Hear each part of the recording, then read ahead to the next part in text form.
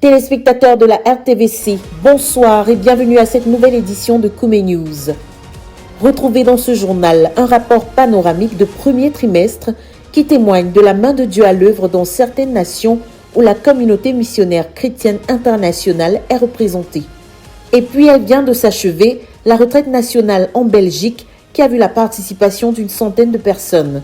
Orateur principal, le pasteur Jean-François Edoguet, qui enseigne en vue de former les évangélistes dont nous avons plus que besoin en cette phase 3 du ministère. Les détails dans un instant. La nuit de prière de la vision du 1er avril 2026, dirigée par le pasteur Théodore Andossé, a été marquée par un message puissant sur la crainte de Dieu qui est un élément permettant de rester fidèle à ses engagements, particulièrement dans le mariage, la marche chrétienne et la vie courante.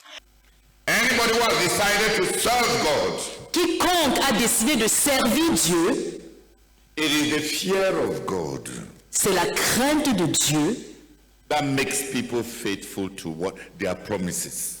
qui amène les gens à rester ou à être fidèles à ce qu'ils ont promis de faire. Le leader a expliqué que la crainte de Dieu est ce qui permet à un individu de rester fidèle à ses vœux, à ses promesses et à ses engagements. Il a souligné que ceux qui ne craignent pas Dieu sont facilement influencés par les circonstances et changent de décision à la moindre difficulté, notamment dans les aspects importants de la vie, comme le mariage.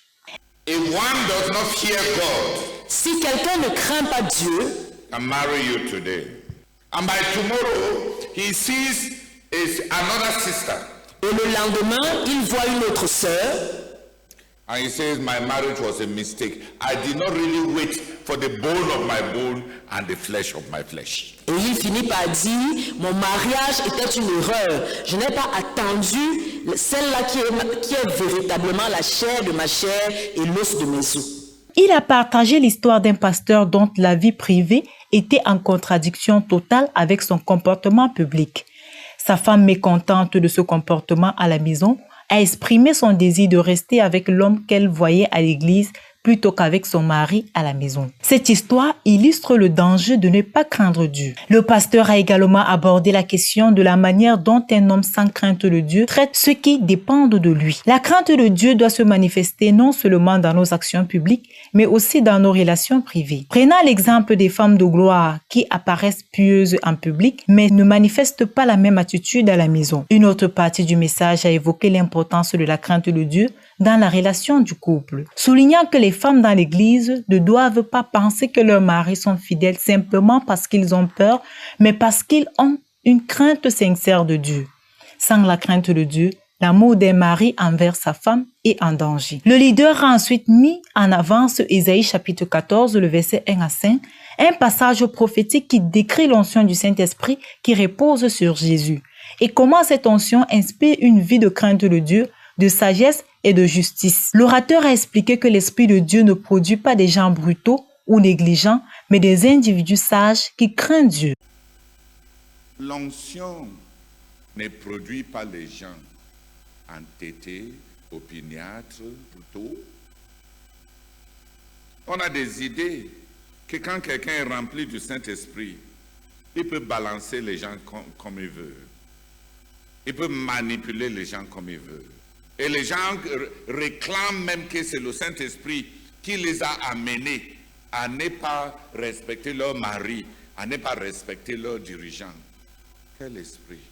Il a rappelé que David, même quand il était poursuivi par Saül, a manifesté la crainte de Dieu en évitant de porter main sur loin de l'Éternel, malgré le fait que celui-ci a tenté 39 fois de l'assassiner. Si une personne ne craint pas Dieu, il n'y a pas de mécanisme de maîtrise et cette personne est susceptible d'agir de manière impulsive ou injuste. Enfin, il a souligné que la crainte de Dieu mène à la justice et au respect des droits des autres.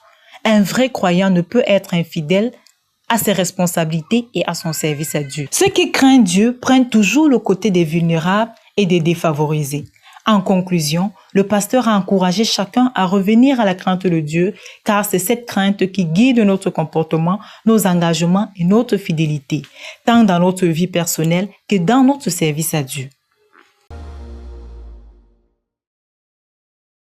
Elle s'est achevée le 5 avril. La session de l'UMPJ des pasteurs qui s'est tenue à Koumé au quartier général. Y ont pris part plus de 500 étudiants venus de plus de 20 nations et de 19 provinces spirituelles camerounaises réunis autour de l'enseignement du pasteur Théodore Andossé, leader de la CMCI, dont le thème a été centré sur le leadership parental, point focal à la conjoncture actuelle du ministère face au but de 5 ans. Le fardeau étant de savoir comment s'y prendre pour gérer les nombreux jeunes convertis et jeunes églises que le Seigneur nous donne et que nous ne sommes pas forcément en mesure de suivre de près dans les premiers moments de leur croissance. L'orateur s'inspire alors de l'exemple biblique de l'apôtre Paul qui a dû quitter l'église de Thessalonique qu'il venait d'implanter en raison de violentes persécutions. Un véritable voyage de 1 Thessaloniciens chapitre 1 à 1 Thessaloniciens chapitre 5. Il en ressort des vérités fondamentales. Tout d'abord, un ministre de qualité va produire des convertis de qualité. Ensuite, l'apôtre Paul témoigne avoir rendu ministère comme une personne approuvée de Dieu, comme un apôtre, comme une mère et comme un père, d'où le leadership parental. En outre, l'orateur ressort l'importance de la communication, de la connexion et de la coordination dans la gestion des jeunes églises et convertis. C'est ici la place critique de Tichik, qui était le ministre chargé de la communication, que Paul envoyait aux églises pour leur transmettre de ses nouvelles. Le chapitre 4 enseigne sur les rites de passage, à savoir comment gérer les naissances, les mariages et les deuils. Alors que le chapitre 5 revient sur l'amour entre frères et la responsabilité en communauté. Le croyant doit être en mesure de se prendre en charge lui-même et de prendre soin des autres. L'intégralité de cet enseignement sur notre page YouTube ZTF Ministry. Après avoir adressé de chaleureuses salutations à l'Assemblée lors de l'UMPJ des pasteurs qui s'est tenue au quartier général à Koumé, le pasteur Martin Chilinji, l'un des 3 missionnaires engagés au Soudan du Sud, a pris la parole pour partager à son tour les merveilles que le Seigneur accomplit dans cette nation. Aujourd'hui, l'œuvre au Soudan du Sud est portée par 3 couples missionnaires basés principalement dans la ville de Yei et Juba et qui poursuivent fidèlement la mission malgré les défis propres à cette jeune nation. Le pasteur a tout d'abord exprimé sa reconnaissance envers Dieu pour la paix relative qui commence à s'installer dans le pays. Après des années de troubles qui avaient contraint de nombreuses populations à se réfugier au Kenya et en Ouganda, les habitants commencent progressivement à regagner leur patrie. Les maisons autrefois abandonnées ou détruites sont peu à peu reconstruites et un climat d'espérance semble renaître dans plusieurs régions du pays. Le missionnaire a également rendu grâce au Seigneur pour l'ouverture de nouveaux champs missionnaires. Il a notamment évoqué la pénétration de l'évangile à l'est de l'Ikasi en République démocratique du Congo en 2002, une région située à environ 40 km de Yéyé, où se trouve aujourd'hui la base de l'œuvre. Bien que l'accès à cette zone se soit révélé particulièrement difficile, le Seigneur a suscité un couple originaire du Congo pour soutenir les frères.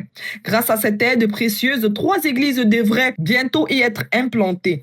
Dans sa bonté, Dieu a également ouvert une porte inattendue pour la proclamation de l'Évangile. Les frères de la CMCI au Soudan du Sud ont récemment eu l'opportunité de prêcher à la télévision nationale, permettant ainsi à la bonne nouvelle d'atteindre un public encore plus large. Un autre motif de reconnaissance concerne le développement de l'école primaire nationale de la Fédération chrétienne. Le nombre d'élèves est passé de 500 l'an dernier à 700 cette année. Et par la grâce de Dieu, tous les élèves ont réussi leurs examens nationaux avec de bons résultats. Sur le plan des infrastructures, la main du Seigneur s'est également manifestée avec l'agrandissement de la Hope Clinic de Yéyé. Un nouveau bâtiment de 10 chambres a été construit, portant désormais la capacité totale de la clinique à 14 chambres, une avancée significative pour les soins apportés à la population locale. À Juba, l'église locale continue également de progresser. Le toit a été installé et le sol entièrement posé, marquant une nouvelle étape dans la consolidation de cette assemblée. Par ailleurs, les frères ont distribué 350 livres sur l'amour et le pardon de Dieu, ainsi que 6742 traités, poursuivant activement l'œuvre d'évangélisation. En termes de statistiques, l'œuvre compte aujourd'hui 70 églises de maison à Yéyé, avec pour objectif d'atteindre 100 églises de maison d'ici le mois de mai. Le missionnaire maire a également souligné l'importance de l'enseignement du message de Berthois, utilisé comme module de formation dans toutes les églises de Maison, un enseignement qui commence déjà à porter du fruit, laissant apparaître un réel changement dans l'obéissance au message des 3 B. Ainsi, malgré les défis, l'œuvre de Dieu continue de progresser au Soudan du Sud, portée par la fidélité des frères et la grâce du Seigneur. Autant de signes qui témoignent que même dans l'adversité, la fidélité du Seigneur demeure éternellement sur ses enfants. Que toute la gloire revienne au Seigneur. L'Université mondiale de prière et de jeûne édition 2026, tenue au quartier général à Koumé, a constitué une tribune privilégiée pour de nombreuses nations venues témoigner des œuvres remarquables de l'Éternel sans qui rien ne serait possible.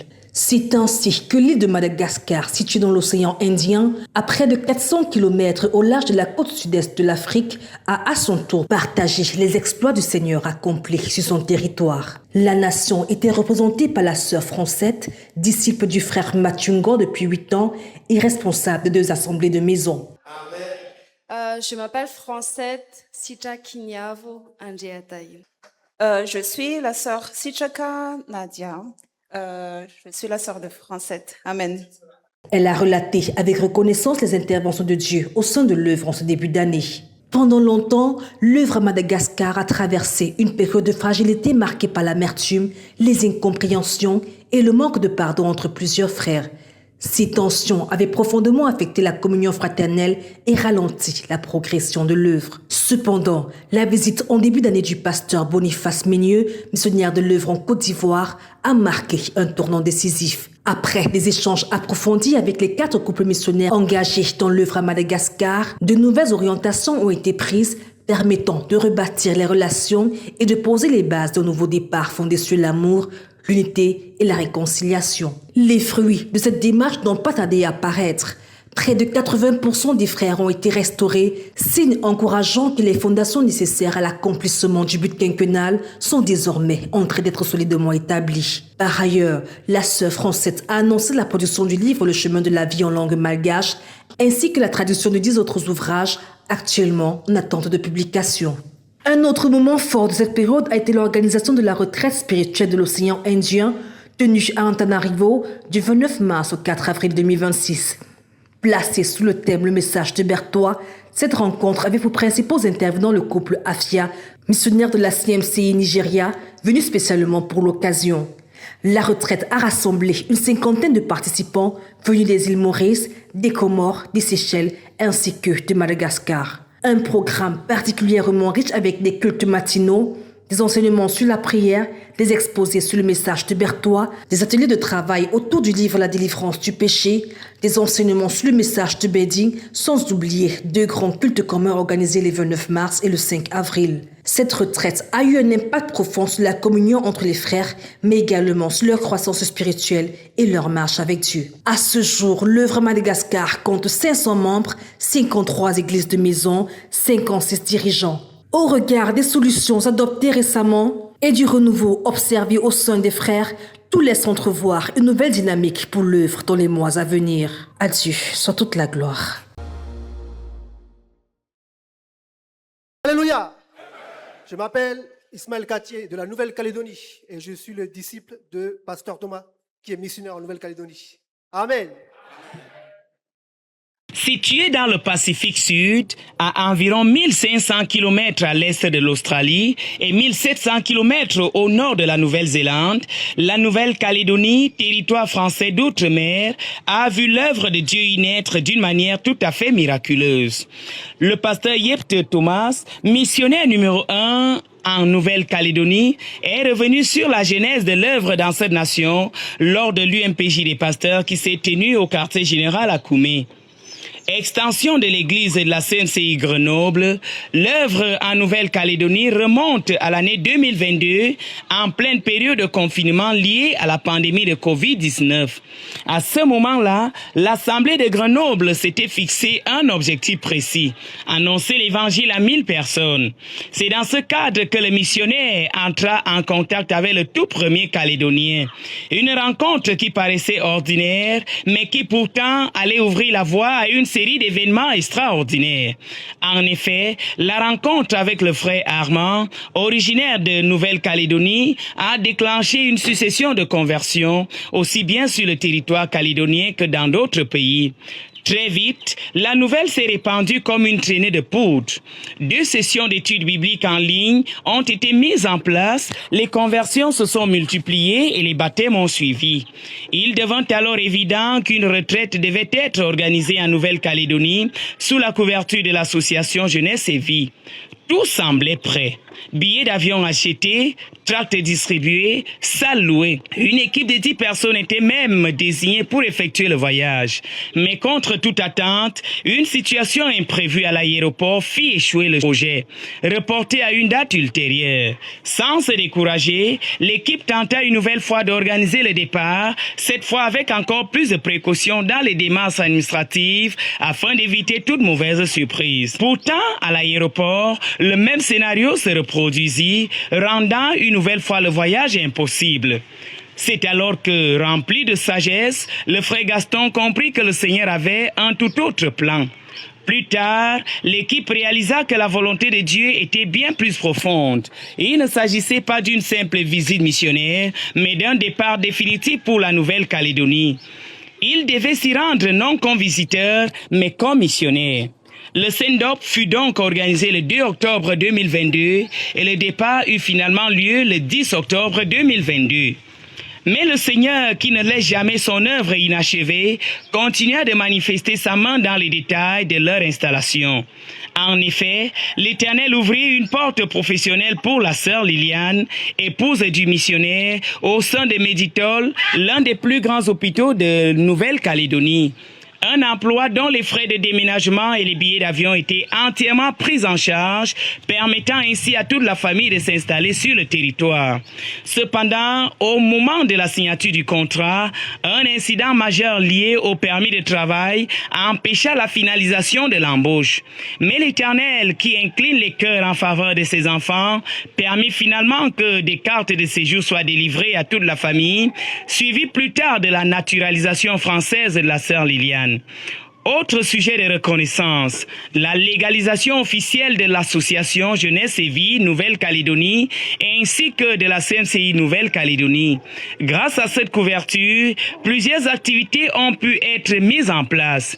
Des études bibliques sont organisées chaque mardi à l'Université de Montréal entre 18h et 21h, ainsi que des rencontres spirituelles dans des EHPAD auprès des personnes âgées. Par ailleurs, une marche de prière a été organisée dans le but d'implanter des assemblées dans les 33 communes du territoire.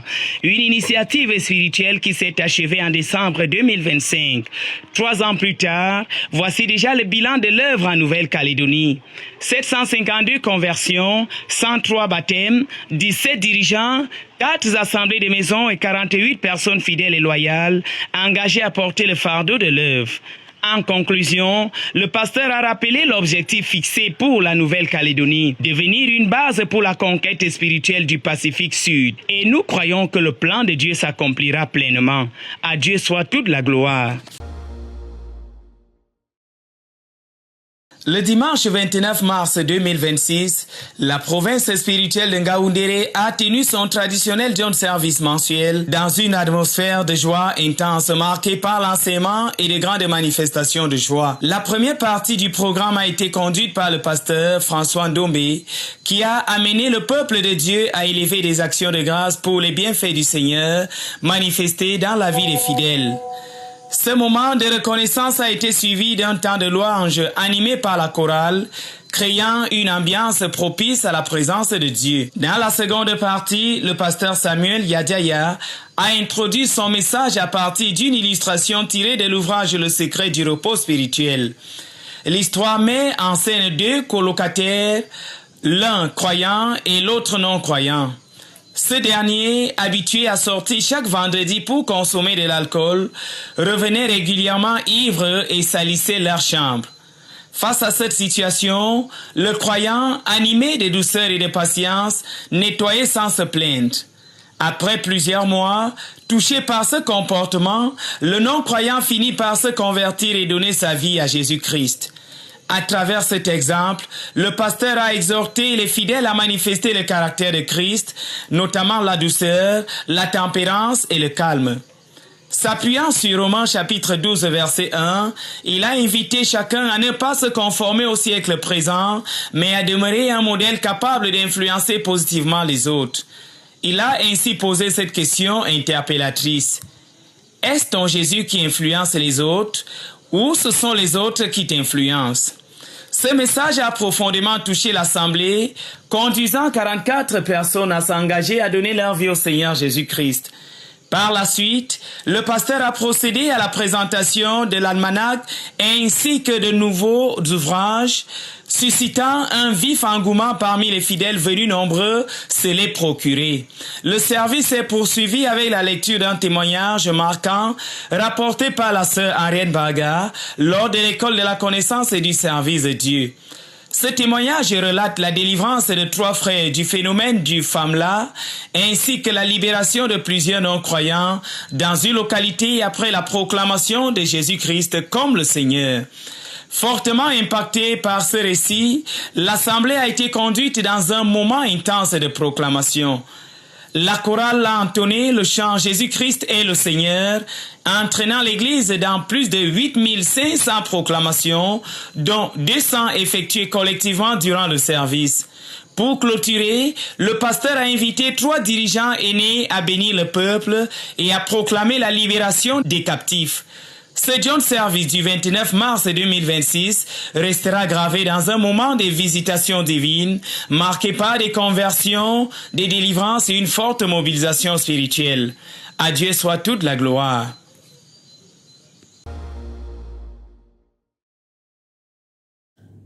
Trois jours de retraite nationale à huis clos, c'est le temps qu'il aura fallu au pasteur Jean-François Edogué et Benjamin Micon pour équiper et fortifier les participants à travers des enseignements riches, profonds et inspirants. Venus de 11 localités différentes de Belgique, notamment Namur, Liège, Bruxelles ainsi que 8 autres villes, près de 125 participants dont 27 invités ont pris part à cette rencontre spirituelle organisée au campus de Limoges. Placée sous le thème « L'école de l'évangélisation », cette retraite visait à susciter et former des évangélistes engagés pour la cause de Christ.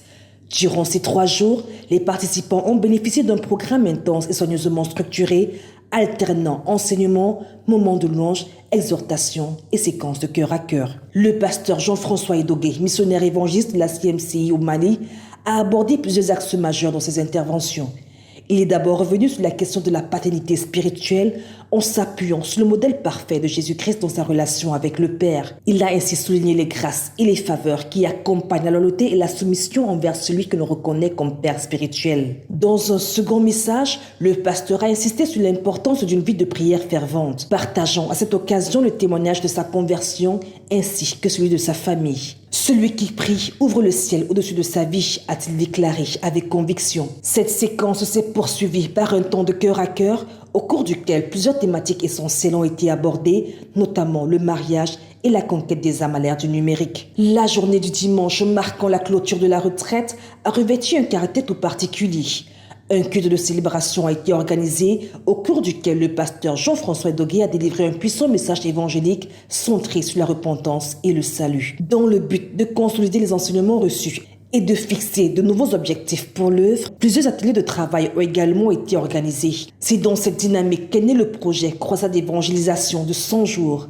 Selon le calendrier établi, cette initiative se déroulera du 6 avril au 15 juillet 2026 sous la coordination du pasteur Benjamin Micon. Une chaîne permanente de jeûne et de prière a été mise en place pour accompagner cette période afin d'obtenir les ressources spirituelles nécessaires à l'accomplissement de cette vision. L'objectif, annoncer l'évangile à 100 000 personnes et conduire 1000 âmes au Seigneur. Toujours au cours de cette dernière journée, les frères ont également eu l'occasion de rencontrer le pasteur Jean-François Edogué pour un temps d'échange et de formation consacré aux stratégies d'évangélisation. Le missionnaire y a présenté 15 étapes essentielles allant de la préparation physique, la préparation spirituelle, afin d'équiper efficacement les ouvriers et de porter du fruit qui demeure.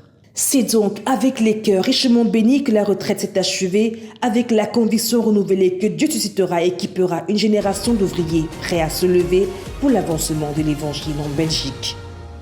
À Dieu soit toute la gloire.